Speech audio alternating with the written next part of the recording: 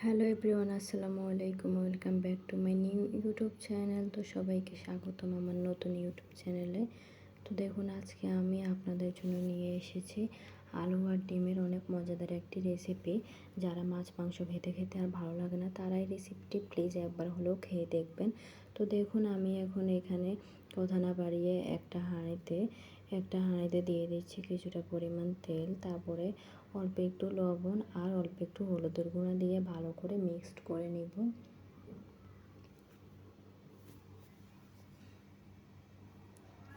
দেখুন, আমি হলুদ আর লবণ ভালো করে এখানে মিক্সড করে নিব যতক্ষণ পর্যন্ত না তেলটা ভালো করে গরম হয়। এখন আমি এখানে সিদ্ধ করে খোসা ছাড়িয়ে রাখা ডিমগুলো অ্যাড করে দিব। আমি এখানে ডিমগুলো এই তেলের মধ্যে ভাজা ভাজা করে নিব। যতক্ষণ না ভাজা ভাজা হয় ততক্ষণ আমি নাড়বো, যাতে নিচে দিয়ে লেগে না যায়।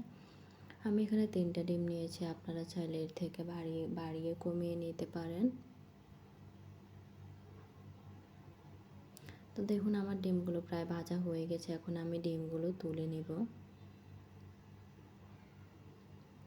একই তেলে এখন আমি দিয়ে দিব সিদ্ধ করে রাখা, স্লাইস করে কেটে রাখা আলু সবগুলো আমি এখন আস্তে আস্তে এক এক করে আমি এই তেলের সাথে অ্যাড করে দিয়ে দিব।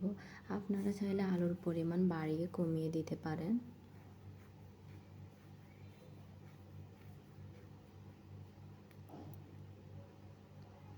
দেখুন, আমি সবগুলো আলু এখানে দিয়ে দিয়েছি। এখন ভালো করে নেড়ে নেব। আলুগুলো পুরো ভাজা ভাজা করব ডিমের মতো। দেখুন, আমার আলুগুলো প্রায় ভাজা হয়ে গেছে, যেহেতু আমি এখানে অল্প তেলের মধ্যে রান্না করতেছি। আমি এখন এখানে শীতে একই পাত্রে আমি এখন দিয়ে দিচ্ছি কিছুটা পরিমাণ পেঁয়াজ কুচি। তো পেঁয়াজ কুচিটা আমার যখন ভাজা ভাজা হয়ে আসবে, তখন এখানে আমি 1/2 চা চামচ আদা রসুন বাটা অ্যাড করে দিব।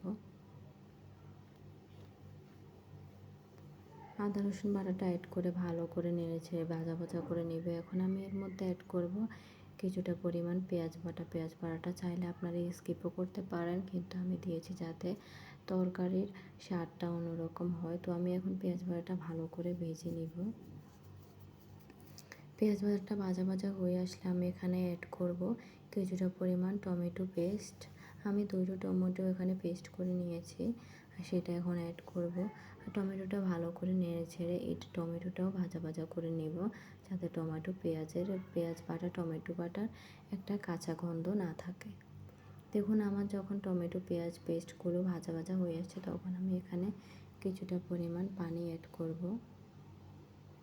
পানিটা অ্যাড করার পর আমি এখানে কিছুটা পরিমাণ লবণ, 1/2 চামচ মরিচের গুঁড়া, 1/2 চা চামচ হলুদের গুঁড়া, 1/2 চা চামচ জিরার গুঁড়া অ্যাড করব। অ্যাড করে ভালো করে এটা মিক্সড করে নেব।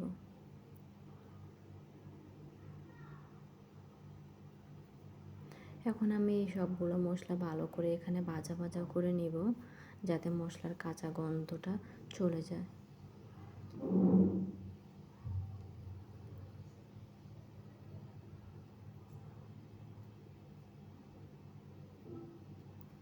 দেখুন, আমার সবগুলো মশলা প্রায় ভাজা হয়ে আসছে। তো আমি এখন মশলার সাথে কিছুটা পরিমাণ পানি অ্যাড করে দিব। আমার মশলার সাথে পানিটা অ্যাড করার পর পানিটা যতক্ষণ পর্যন্ত না বলকায় আসবে, ততক্ষণ পর্যন্ত আমি ঢাকনা দিয়ে রাখবো। তো দেখুন, আমার পানিটা বলকায় এসেছে। তো আমি এখন এই পানির সাথে সিদ্ধ করে ভেজে রাখা ডিম আর আলুগুলো অ্যাড করে দিব।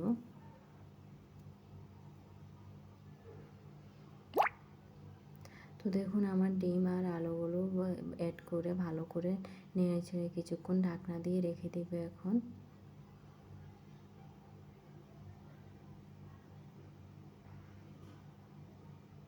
তো দেখুন, ঢাকনা খুলে এখন আমি এটা ভালো করে নেড়ে ছেড়ে নেব।